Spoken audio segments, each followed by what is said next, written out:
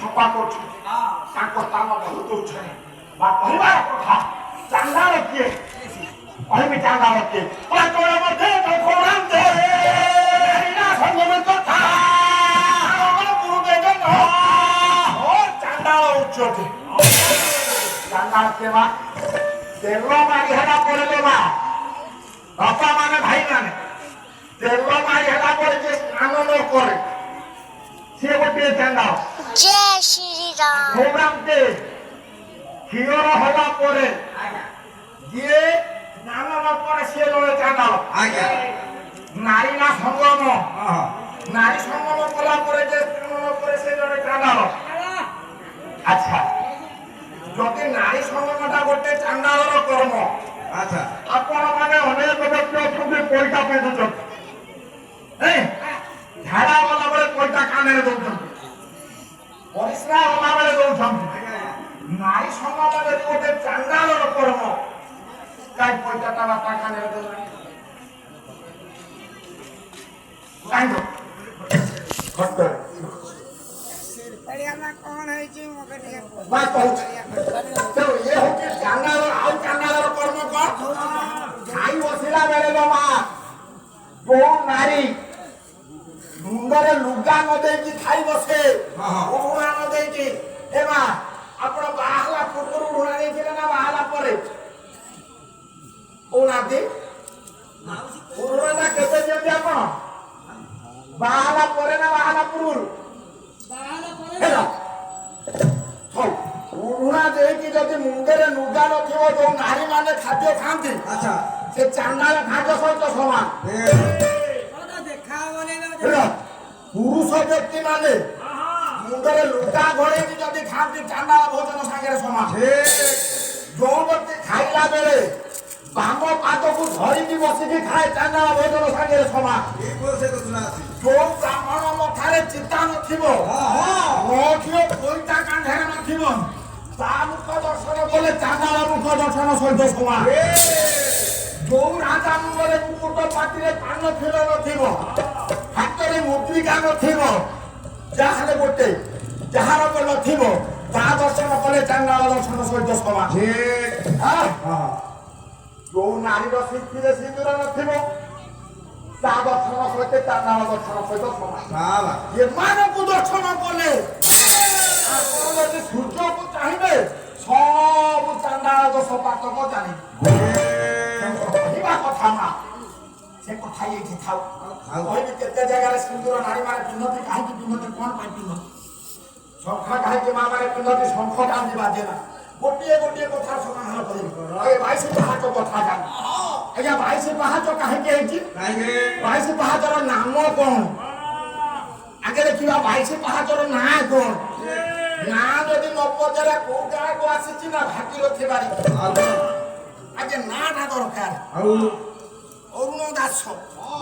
ତେଣୁ ନାଁଟା ଆଗେ ଦେଖିବା ଏ 22 ପାହାଚର ନାଁ କଣ କବି ହେଲେ କିଏ ଆପଣ ମାନ କବି ହେଲେ ଚାଣକ୍ୟ କହିଲେ ଚିତ୍ରା କୁମୁଦାବତୀ ମନ୍ଦା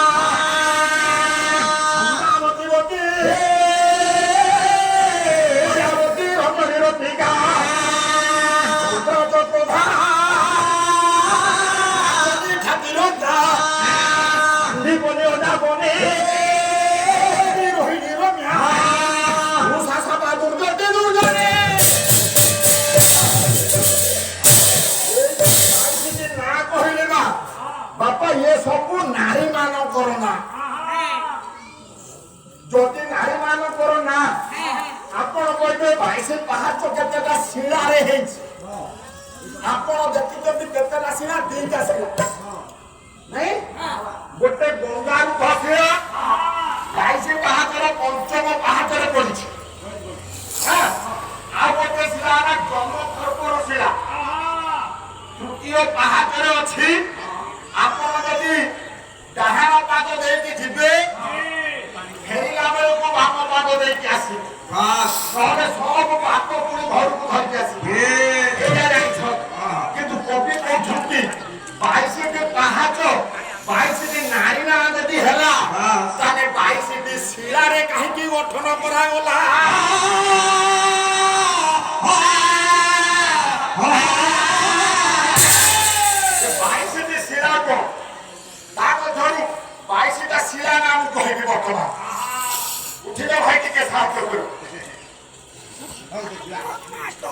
প্রথম শিলা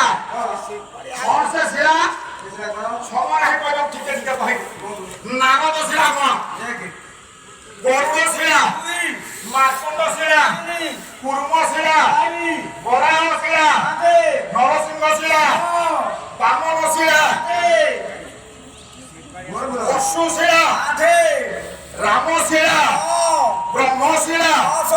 ত্রিপুর শিলা যদি রাবণ শিলা আঁকি দেখে 11 শোক শিলা যদি মা সীতা বসি দিলে 12 ଆଉ রাম শিলা যেটা সেটা ধরিଥିଲା তারপরে কৃষ্ণ শিলা বলে সুখ শিলা যে বৃন্দাবনে দুঃখ শিলা রাধা শিলা তারপরে দৈবী শিলা যদি বংশ ছেচিকে মারে দেবতীর পুଅକୁ ଝିଅକୁ হ্যাঁ কত শিলা হইলা বলা তারপরে আসিলা আপনার বৌদ্ধ শিলা বৌদ্ধ শিলা পরে আসিলা কোন না ত্রিপুর শিলা কোটিকি ত্রিপুরাসুর সাধনা করিকি তিনটা মুন্ড তার কটিছিলা তিনটা মুন্ডরে গোটে ধতলিয়া পক্ষী গোটে শুয়া পক্ষী গোটে চাতক পক্ষী গোটে তারপর আমার শারদাম শিলা গোটে দৈবী শিলা যদি মা দুর্গা জন্ম হয়েছিল বসিবে সমস্তে হ্যাঁ সেটা শিলা জমার ଆଉ ଗୋଟେ ହେଲା ଗଙ୍ଗା ରୁଦ୍ଧ ଶିଳା ଆଉ ଗୋଟେ ହେଲା ଜନ୍ମ ଖର୍ପର ଶିଳା ଆଉ ଗୋଟେ ଶିଳା କଣ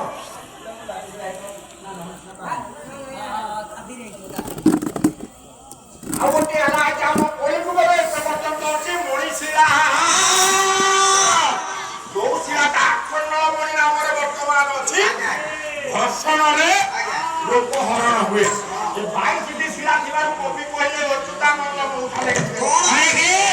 କଣ କହିଲେ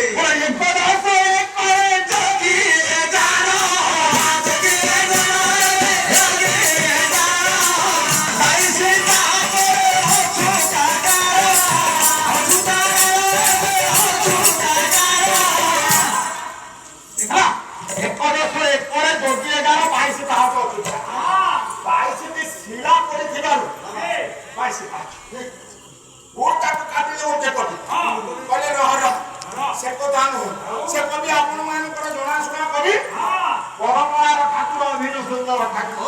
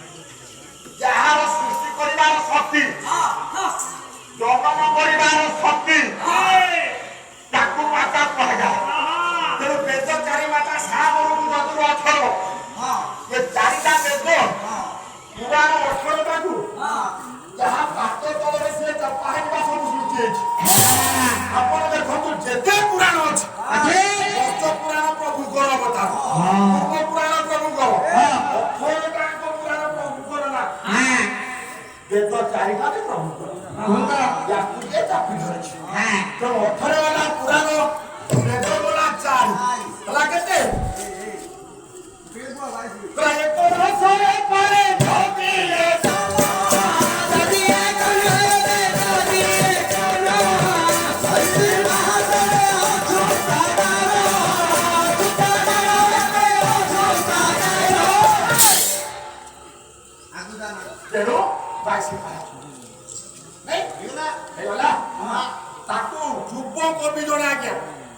ନିଗମାନନ୍ଦ ବାବାଜୀ କହିଲେ ନା ନା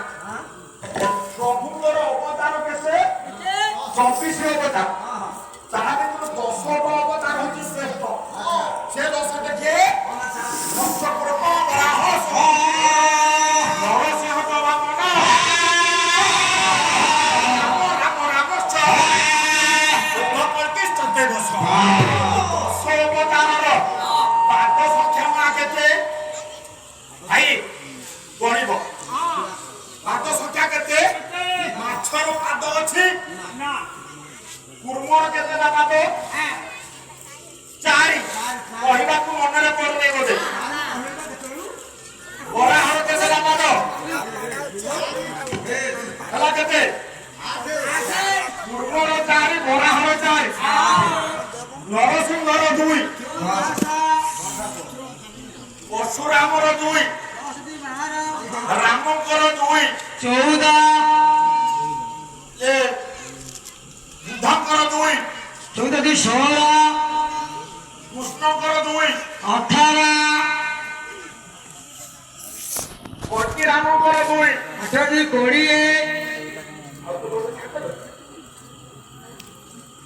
ଆରେ ମସ୍ତର ନାହିଁ କୁର୍ମର 4 ବରାହର 4 8 ପଞ୍ଚକର୍ମ ବରାହ ନରସିଂହର 2 8 की 10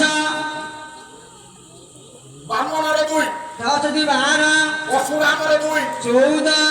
ରାମଙ୍କର 2 16 କୃଷ୍ଣ ରାମଙ୍କର 2 16 की 18 ବୁଦ୍ଧ ରାମଙ୍କର 2 18 की 20 କଳ୍କିଙ୍କର 2 20 की 22 ଆସ ହଁ କବି ପ୍ରଥମତ କହିଲେ ଚିତ୍ରା କୁମୁଦାବତୀ ମୁଣ୍ଡା ଝିଅ ଛୁଆଙ୍କର ନା ତାହେଲେ ପୁଅ ଛୁଆ ହେଲା କେମିତି ପାଦ ହେଲା କେମିତି ସେ କବି କିଏ ଆପଣ ମାନଙ୍କର କବି ହେଲେ କିଏ ନା କବି ସମ୍ରାଟ ଉପେନ୍ଦ୍ର ଭଞ୍ଜ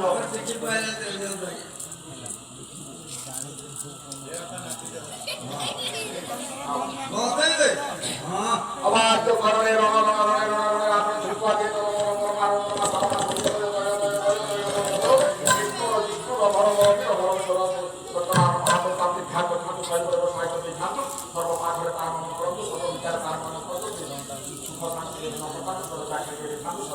हरि बोला कौन कहले कवि सम्राट उपेन्द्र भञ्ज आइए बोले 22 बात हला काहे हां देखिबा आइसा दिनकर घटना पंचवटी बनरे रामचंद्र भ्रमण करुछंती मुनि ऋषि माने तपस्यारत अछंती तपस्या करिबा भितरे जमुना तेतरे नदी निकटकु चाँद देवा धर्मा निकटकु जाउथिले नजर पड़िगला रामचंद्रଙ୍କ ଉପରେ अच्छा मुनि ऋषिଙ୍କର ନଜର ଯେତେବେଳେ ପଡିছিল ମା ଗୋଟେ ସୁନ୍ଦର ବସ୍ତୁ ଉପରେ ସମସ୍ତଙ୍କର ନଜର ପଡିଯାଏ ରାମଚନ୍ଦ୍ରଙ୍କର ପୂର୍ଣ୍ଣନୀୟ ମୂର୍ତ୍ତିକୁ ଦେଖି ऋषि माने आश्चर्य होती चाहि रहले आश्चर्य होती चाहि रहले मने मने चिंता कले बोले बिहार बिहार धनकार रे बिहार बिहार धनकार रे बिहार धनकार रे बिहार बिहार धनकार रे देखि सपने उंदर देखि सपने दादा को घर बनारी दादा को घर बनारी